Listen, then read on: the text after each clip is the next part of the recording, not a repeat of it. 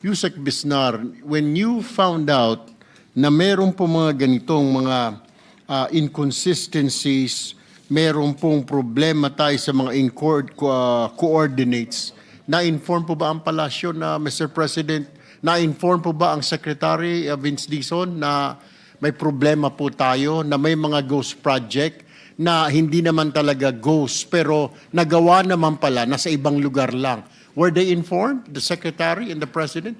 Si Secretary po na inform na and pina-finalize lang po yung report para po mapadala sa PMS and para po makorek yung sumbong sa Pangulo website, Your Honor. Ilan po sa tingin ninyo right now ang ika nga na wrong ang naibigay na coordinates? Kasi Mr. Undersecretary, ang dami pong kinasuhan, ang dami pong contractor, ang dami pong mga opisyal ng Public Works and Highways na kinasuhan, kung ginawa naman po ang project, yun po yung tanong natin. It's kind of unfair saying na ghost itong project. Lahat tuloy ng buong Pilipinas, ang tingin tuloy lahat ng projects ng DPWH last year are ghost projects. And when in fact, nandiyan naman pala, nagkamali lang ng ika nga pwesto. Dito pala sinasabi, wala dito, yung pala 1.2 kilometers o 1.9 kilometers, nandoon pala yung actual project. Na ano hong action ang ginawa ho ninyo? Ano, to rectify this? Hindi po maliit na problema ito, malaking problema po ito. Mr. Undersecretary, marami ho nakakulong ngayon. May mga ngayon pinapasampina, katakot-takot na sampinang inisyo ngayon ng Department of Justice para sagutin ng mga taong ito. What have you done so far? Go ahead, Yusek Bernabe. Mr. Chair, just to set the record straight po, no, yun pong mga naging subject of cases pending now before the Ombudsman or Sandigan Bayan. Ito po ay talaga mga ghost projects po. So aside from the issue na meron nga po mga wrong coordinates, meron pa rin po talagang ghost projects. So are you telling me, is this the reason why, bakit nadidelay tayo? Dahil ito ba ang reason na dinodouble check ninyo kaya wala pa na-issue ng mga warrants of arrest sa ilang mga opisyal? Because of this, you want to double check it? Correct, Mr. Chair. No? Kaya po medyo it takes time to validate kasi nga po hindi porket yung initial validation done by the field na wala doon sa MIPS coordinates, we have to verify po kung wala po talagang nagawa. So that's why ito pong 421, it took us time to validate all these sites po to ensure na kapag po may kakasuhan for ghost, talaga pong ghost project. You said 421, di ba ilang libo po yung nabanggit na Pangulo na sa report niya ang ghost project? Are you saying itong 421 pala na validate ninyo na correctly na talagang ghost? Mr. Chair, yes po. Ito po yung listahan ng ICI. ICI po kasi talaga yung may initiative on this and we are just rendering them technical support po. Pero po yung 421 pa due po of course to limited manpower. Yun po ang kanila munang inuuna and then afterwards po they will expand further doon po sa ibang mga suspected. So ongoing po ang inyong pag-check ngayon, pag-validate kung talagang ghost or ika nga nasa ibang pwesto lang, nasa ibang lugar lang na ilagay yung project or ilang meters ang layo or ilang kilometro ang layo doon sa MIPS coordinates. That is correct, Mr. Chair. Ilan pa po ang i-validate ho natin? We will defer po to the ICI to give us po yung schedule and to render the final report. But as we speak po, we understand that the 421 malapit na pong ma-finalize yung first batch po na yun. All right, thank you. Secretary Vida, DOJ, ano ang ginagawa ho ninyo ngayon? Kasi hindi ho kaya ang problema dito dahil mali po may mga narinig po natin sa DPWH na may mga wrong coordinates. Pina-check po sa NBI teams natin, AFP, PNP. Wala yung project pero move lang pala ng 1 to 2 kilometers away doon sa actual site na sinasabing dapat kasi MIPS coordinates pala yon, hindi talaga actual coordinates. Meron po ba kayong ginagawang counter-checking also, not just relying sa ICI, kundi mismong mga tao to make sure. Kasi nga naman po, marami ho tayong kakasuhan marami ho tayong bibigyan ng warrant of arrest. What have you been doing so far dito po sa DOJ to make sure po na pabibigyan po ng hustisya ang lahat? Maraming salamat po, Senator. Sa kasalukuyan po, 14 po yung projects na identified na ng Department of Justice sa pamamagitan po ng pagkalap ng iba't ibang pirasong ebidensya, kaya po ito po yung nakasalang na. 14 po na projects na sa amin kami po ay kumbinsido na ghost projects. Ito po ay hinugot dun sa unang listahan po na 421. Dun sa iba po na 421 projects, hindi pa po kami kumbinsido na ghost projects sila at patuloy po kami nagkakalap ng iba't ibang ebidensya para masigurado siyang ghost project. Pero sa kasalukuyan po, tulad po yung sa 14 na yun po, yung 2 po nun, kasalang na po sa Sandigan Bayan. Yung, so 14, 2, yung 12, nakasalang po yung sa isa pong batch, yung involved po yung Sims Construction Trading, may 3 kaso din po yun. Nakagayak na po na maglabas ang DOJ ng resolution para ipasa sa Office of the Ombudsman para timbangin kung ito'y aaproba ng Office of the Ombudsman. Sumunod po, may 6 na project din po na involved po ang Wawaw Construction at Top Notch Catalyst Builders na ito rin po ay tinuturing naming ghost projects. Ito po ay nakasalang pa ho sa PI, Preliminary Investigation. Tapos may 3 pa hong high-value cases na involving ang kinaso naman po na nakasalang na PI ay plunder po. Para po sa kaalaman ng lahat, ang PI po ay Preliminary Investigation. Ito po yung proseso bago po magsampa ng information ang Office of the Ombudsman sa korte, either sa Sandigan Bayan o di kaya ay sa Regional Trial Court. Mr. Secretary, so naka-PI yung iba kaya wala pa mga warrant of arrest, pero are we expecting or are we going to expect na may mga warrants of arrest ilalabas soon to some officials pretty soon at talaga ito ay final na po na talagang napatunayan na ito ay mga ghost projects, Mr. Secretary?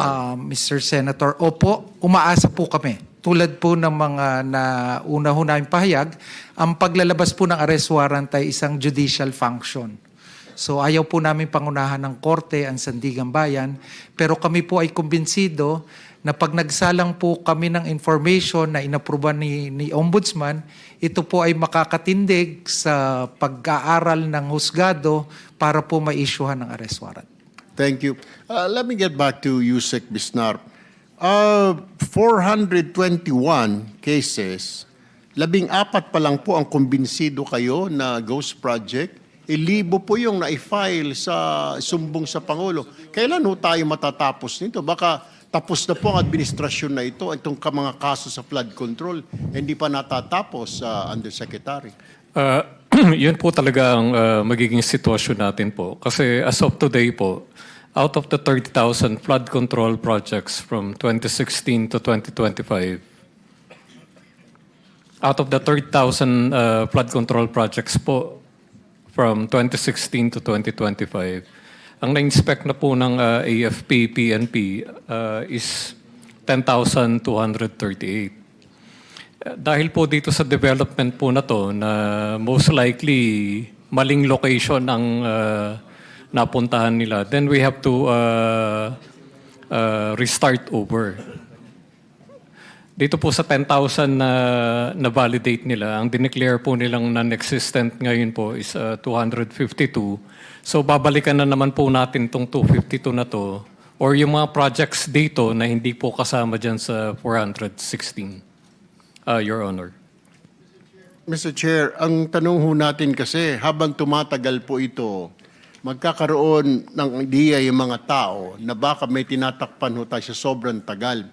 And I'm sure you've heard of the words or phrase na justice delayed is justice denied.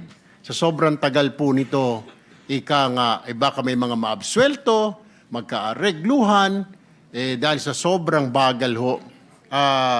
Are you satisfied or with this investigation going on sa baba ninyo? Your Honor, I would like to reiterate po yung nasabi na rin ni Yusek Bernabe kanina na ang DPWH po at this point is supporting yung effort po ng ICI, which is mandated na siya pong mag-lead ng investigation, Your Honor. Yusek, Secretary Vida, kayo ho ba satisfied kayo dito sa 421, 14 pa lang po ang sigurado na ghost project. Meron po tayong 30,000 plus na suspected ghost project. Opo. Baka tapos na ho yung termino ng administrasyon na ito. Ongoing pa ho investigation. Baka paano ko sa susunod administrasyon, hindi na po pag-uusapan ito. Di marami pong makakawala, marami pong malilibre, Mr. Chair. Opo. Mr. Senator, if I may suggest po, sana po ang DPWH at iba pa hong mga katulong ng DPWH sa pagbe-validate, maglabas na rin ng datos kung yung libo-libo hubang project, alin yung talagang hindi na ghost project. Para malimit ho natin yung universe. Tulad po yung nabanggit po kanina ni Secretary Bunoan, malaking input po sa amin yon. Na sa mga initial report sa kanya, lumalabas sa Region 3 lang. Diba? Yung mga unang bahagi. Para po mapaliit natin, para hindi ho tayo balik na balik sa libo-libo, kung makakapaglabas na ho ang ating mga kapatid sa kagawaran ng DPWH na, alimbawa po, 10,000, 9,800 dyan, sigurado na kami hindi ghost project. Di lumiit na po yung ating universe. Kasi limitado po ang resources ng government. Limitado rin po ang oras natin sa pag-asa ng ating mga kababayan na magkaroon nga ho ng solusyon. So what ang suggestion po ng inyong lingkod ay para mapaliit po natin. Let's if talaga pong validated na hindi siya ghost project, makapaglabas ho ng datos na hindi na talaga ghost project 'yun. Para makapag-concentrate po tayo sa case build-up dun sa talagang tinuturing nating ghost projects. So kayo din, Mr. Chair, ay nababagalan sa pangyayaring ito? Kayo po sa Department of Justice? Hindi naman po nababagalan. At batid po namin ang iba yung pagkilos po ng mga kapatid natin mula sa DPWH. Baka lang po yung idea na nailulutang sa publiko ay libo-libo pa ring project, pero batid na naman po sa datos na nakita na yung 9,000 mahigit ay hindi talaga ghost project. So aminin na natin sa publiko kung talagang hindi ghost project yun. Mag-concentrate na tayo ho para matumbok na ho natin kung sino yung dapat kasuhan, makapag-case build up, makapag-ipon na po tayo ng iba't ibang ebidensya pa ho. Tama po yun, Mr. Chair, and I agree with the Secretary of Justice, siguro, Department of Public Works and Highways, if we can submit a report kahit sa kanila lang muna na ito, we believe na hindi ito ghost project, ito ay ghost project. Kasi kawawa ho ang dami hong nag-aantay, ang dami hong nalagay sa media, nag-aantay na sabpina, napadalhan ng mga sabpina, pero wala pa rin pala because of that. Siyempre, kailangan natin siguro bilisan ho natin kasi ang taong bayan po ay nag-aantay din. Tingin tuloy baka hinuhokus-pokus na ng pamahalaan ng administrasyon na ito at maraming i-absuelto, may delay pala tayo sa investigasyon. Mr. Chair, we will comply po, no? Mr. Chair, for information lang po of the body also, as of date, we have already filed cases against 87 individuals. And habang po kami ay tumutuloy ng investigasyon, kapag po meron kami makita na substandard or ghost, we will continue to file cases po, no? Hanggang po kami ay tuloy-tuloy po itong aming investigasyon po. Okay. It seems po na hindi reliable ang MIPS coordinates at there are certain inconsistencies. Moving forward po, ano ang reforms ngayon ng DPWH para ma-ensure na isa na lang po ang coordinates ng MIPS at PCMA? Kasi po parang medyo magulo I mean, meron tayong MIPS, merong ika nga para sa PCMA. Ano ba talaga? May paliwanag si Yusek Bisnar kasi nababago yung contour, yung ilog. Pero hindi ba pwedeng isa na lamang na coordinates? Kasi magulo ito. Through MIPS, we identify the project. Through PCMA, we monitor the project. So hindi ho ata tama na magkaiba ang coordinates sa MIPS at PCMA. Will you agree with me? Mr. Chair, sobrang agree po kami dyan. No? Tamang-tama po yung inyong sinabi.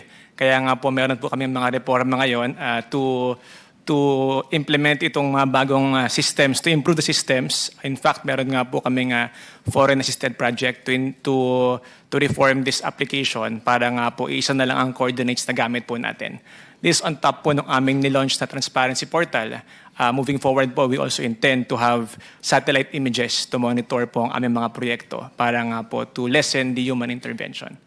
Kasi Yusek Bernabe, habang may mga gray areas tayo na ganito, yung mga malilikot ang isip, nakakapag-isip ng how to make money because there's a gray area. Dala-dalawa po yung ika nga coordinates natin. Pero kung iisa lamang po ito, wala hong kawala, di po ba?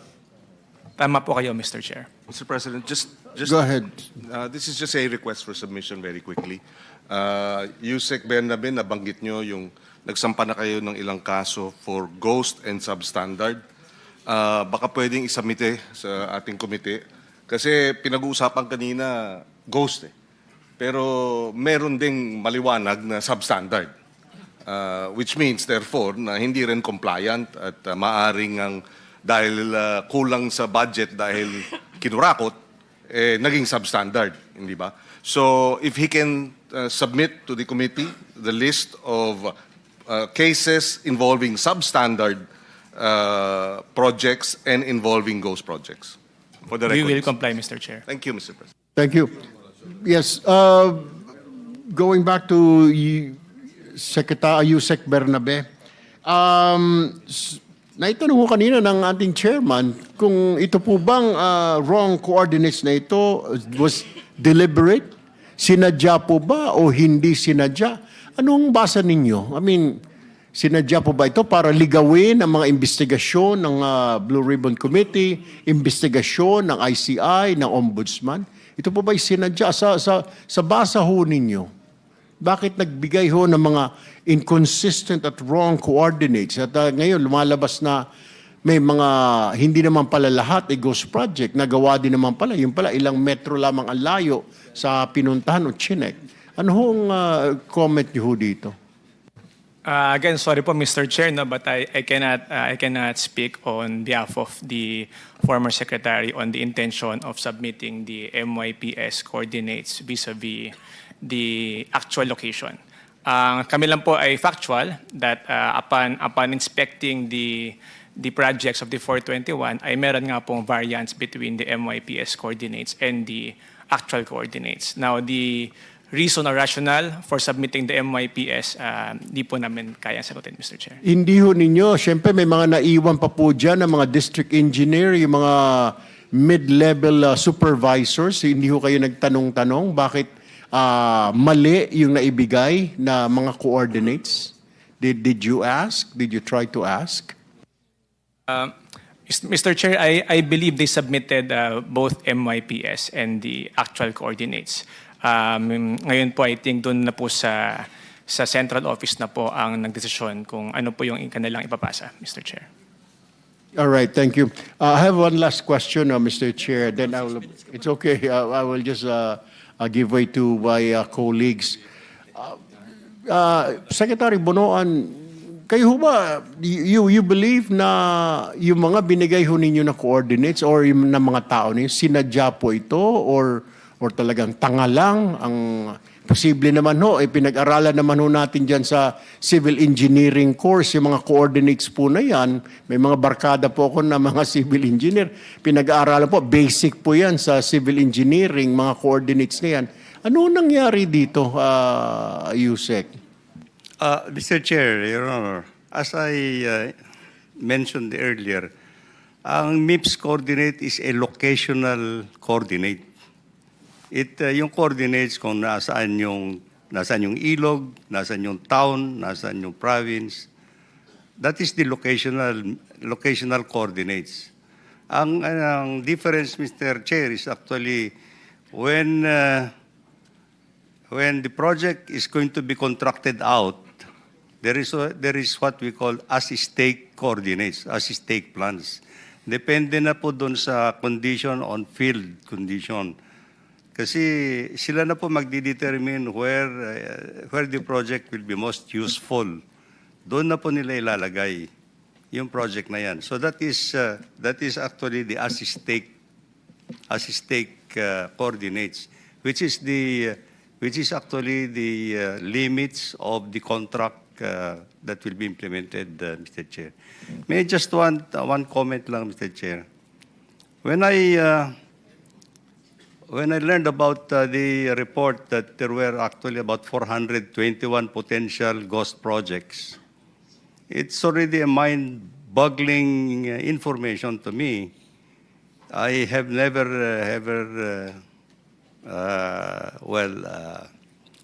anything about this kind of ghost projects. Kasi if there would be that many ghost projects, I was wondering why would this not been naipaano na ng COA sa departamento? Hindi na ba because yearly, Mr. Chairman, the COA will have to submit to us actually their observation report. And 421 potential ghost projects, as reported, is really a mind-boggling to me. A number of that sort all over the country. Hindi ako, Secretary Bonoan, maaring maniniwala ho ako kasi kita naman ho natin may sabwatan ho, bilang ilang mga district engineers po ninyo dati at saka mga regional directors and yung mga COA, yung COA na naka-assign po sa inyong tanggapan, nag-uusap-usap po sila. Pero with what you're saying, 420, medyo malaki nga ho yun. Pero sana nga lang po, with the new administration, magawan ho kaagad ng paraan ho ito. Ano po? Kasi makapag-isip po ang tao na wala ho nangyayari. Kaya yan ho ang nireklamo ng mga kababayan natin. Wala po nahuhuli, wala pa nakukulong.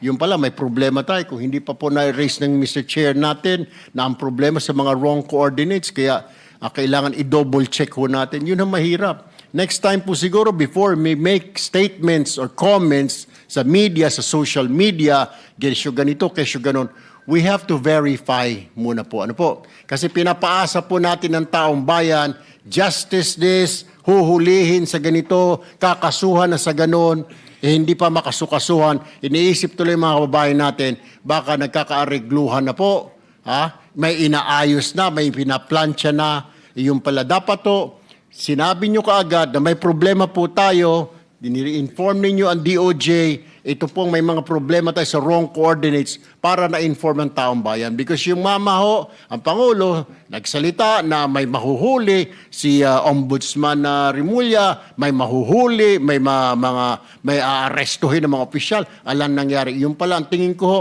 yung problema natin dyan sa mga coordinates na yan. Anyway, Mr. Chair, I'll just reserve my other questions sa second Thank you, Vice Chairman Tulfo. Before I recognize the Senate President, quick intervention, follow-up doon sa kanyang tanong. I remember, noong nagpunta kayo sa Oriental, and this was the first time na narinig ko sa inyo mayroong maling grid coordinates. This was long before the Sumbong sa Pangulo website was launched. Sinabi nyo kagad sa inyong interview, mali yung grid coordinates namin ng aking team na in-inspection namin, na kinongclude namin ghost project sa Sitio Dique, Oriental Mindoro. And we were very sure na hindi yon na hindi mali. Alam namin talagang ghost project because we never relied or we did not rely on the Sumbong sa Pangulo, which at that time was not yet in existence. Hindi pa ito na-launch. Bakit meron na kagad kayong parang subliminally or consciously, alam niyo nang may mga maling grid coordinates? That was the first time, when I first learned na talagang merong mga nasubmit sa Sumbong sa Pangulo na maling grid coordinates, my investigator's mind, kaya unang naisip ko Secretary, bakit kayo nakapagsalita noon na mali yung grid coordinates namin when in fact we did not rely on the Sumbong sa Pangulo grid coordinates. We relied on the DPWH grid coordinates and people on the ground. Kaya we were 100% sure na yung sinabi ko sa aking privilege speech na ghost project sa Sitio Dique was really a ghost project. Alam nyo, Mr. Secretary, i-disclose ko lang, noon ako unang napikon sa inyo. Because you were undermining the work done by my staff. Go ahead, please. Please explain. Your Honor, I'm sorry, but there's probably a misunderstanding a little bit on that, Mr. Chair. I only knew about the differences between the yung grid coordinates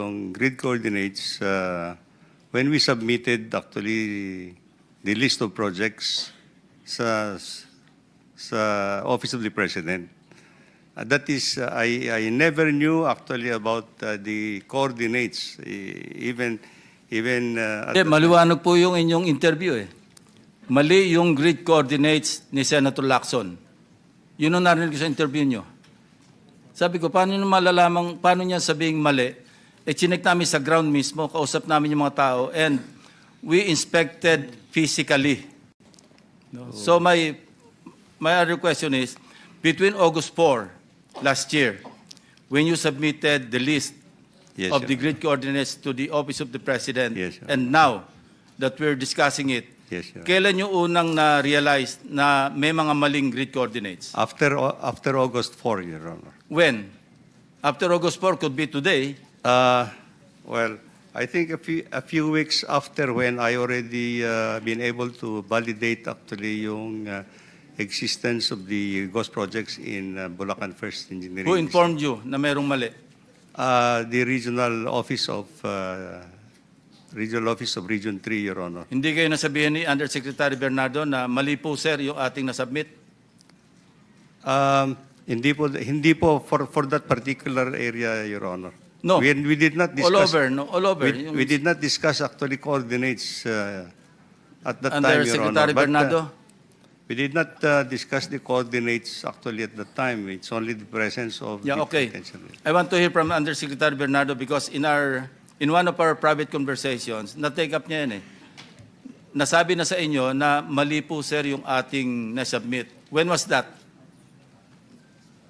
Mr. Chair, basta ang naalala ko lang po noon is that when I talked to one of my, especially Region 4B, during that time, because there were issues in Region 4B that I think hindi naman po ghost talaga. So, ang ginawa ko po doon, with the Director, Gerald Pacana, na hindi ko po makausap noon, ay naalala ko po noon, kinausap ko si Engineer Altea at saka si Ruben Santos, na sabi ko, paliwanag nyo na kay Secretary yan dun sa yung sitwasyon natin na baka mali yung mga coordinates. Kasi ang pinag-iisipan po namin is that, although alam po naman ng taga-DPWH to, the late Undersecretary Cabral made the submission to the PMS. I think she directly submitted that to the PMS. Meron po siyang kausap doon. And of course, I think the Secretary, during that time, cannot read all these documents. Hindi naman po niya ano yun eh. Ang alam ko po noon, nagpapalitan lamang ng nagsasabit si Jose Cabral sa PMS. So yun po yung alam ko. So that is why, ang sinabi ko po, paliwanag ninyo kay Secretary Bonoan na mali ang coordinates.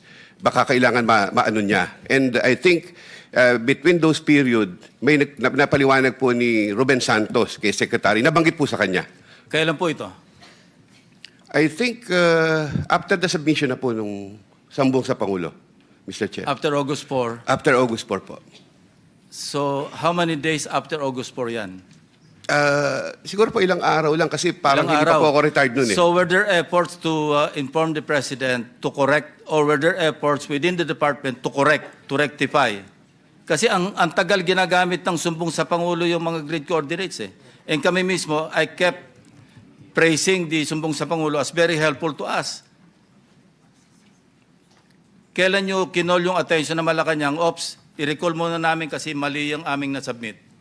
Were there efforts in that regard? Yes, as I recall, Mr. Chair, Your Honor, I think when I reported to the President the presence of the ghost projects in Bulacan First Engineering District, after I have validated it personally, 2 weeks after siguro po yun, 2 weeks after August 4. 2 weeks after August 4 po Yeah. nung kwan dito.